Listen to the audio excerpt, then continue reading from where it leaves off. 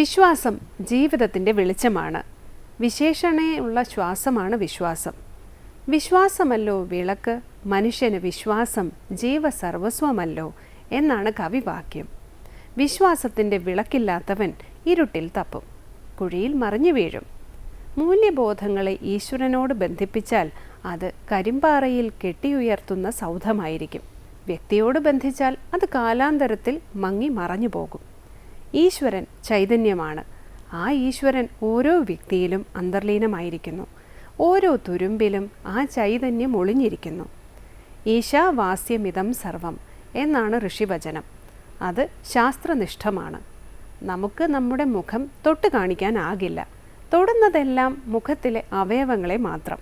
കണ്ണ്, നെറ്റി, കവിൾ, ചുണ്ട്, താടി എന്നിങ്ങനെ. എന്നിട്ടും നാം മുഖമില്ല എന്ന് പറയുന്നില്ല. സ്വന്തം അമ്മ അച്ഛനെ ചൂണ്ടിക്കാണിച്ചു തരുന്നു.